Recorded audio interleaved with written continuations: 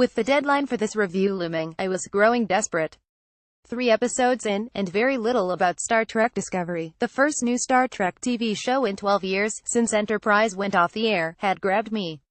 Sure, we had a Malaysian in a role as a Starfleet captain, Michelle Yeoh as the USS Shenzhou's Philippa Georgiou, thus far the most old-school Star Trek authority figure on the series, and an intriguing lead in Michael Burnham, the Walking Dead Sonequa Martin Green, the only human to have gone to the Vulcan Science Academy and a foster child of Sarek James Frayne, the father of Spock. The pre-release hype told us that Michael would be Cap George's first mate on the Shenzhou.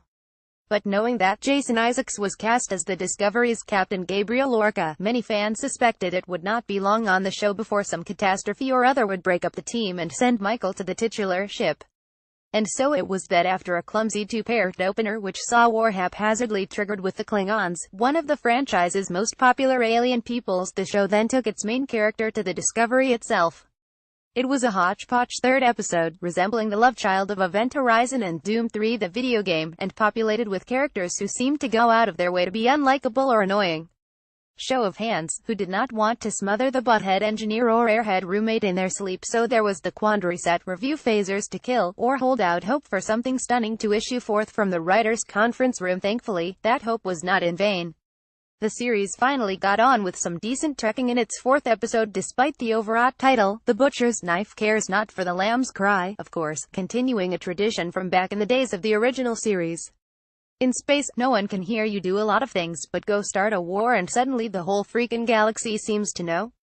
Promising future for the series. This instance sprang from one of the wilder elements from the previous episode, the weird creature that ripped apart a dozen Klingons and was somehow captured and imprisoned by Lorca to be exploited as a possible weapon against the Klingons. That Michael refused to see it as such, and instead set about trying to determine its true nature, was perhaps the best manifestation of Star Trek's ideals on Discovery to date. Also, the subsequent exploitation of this unfortunate critter by Michael's own crewmates looks set to pose some difficult moral questions in coming episodes.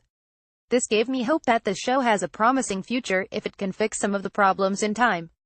For one thing, it's fine if they want to have everything revolve around a war, but the way it was sparked, and how it is being depicted, is rather clumsy.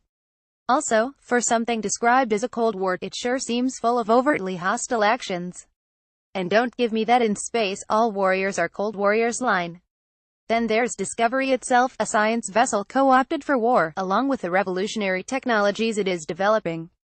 Because all this takes place about a decade before the original series, and neither that nor any subsequent Star Trek series mentions this fancy tech, is the series going to be a chronicle of its failure? Trust me, Captain. If I can't get you off this Klingon prison ship, my name is Mud. Oh, wait, my name is Mud. Hints of complexity, of course. An engaging story could still be spun out of this failure. But for that to happen, the show will also need to make up its mind about its characters, fast. Michael's duality, human by nature, Vulcan by nurture, is only just being used to good effect after some initial hints of her complexity, her reactions, mostly awe and a convincing sense of wonder, in that breathtaking spacewalk sequence from the first episode, for one. But the whole mutiny angle was so badly done that it was almost a relief to have her just go surly and stone-faced for most of the second and third installments. Lorca is a bit of an enigma still, and Isaacs portrays him with enough of a balance between ruthlessness and humanity to interest the viewer in finding out more about what makes him tick.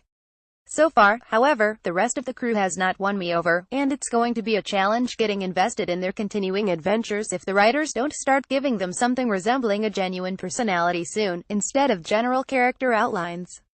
And I still don't know what to make of Discovery's interpretation of the Klingons. It has made them look even more alien, and act even less honorably, than all previous Trek incarnations.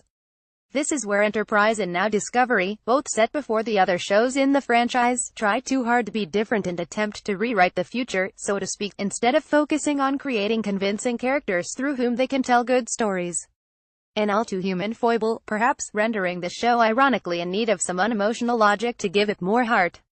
New episodes of Star Trek Discovery are out every Monday on Netflix.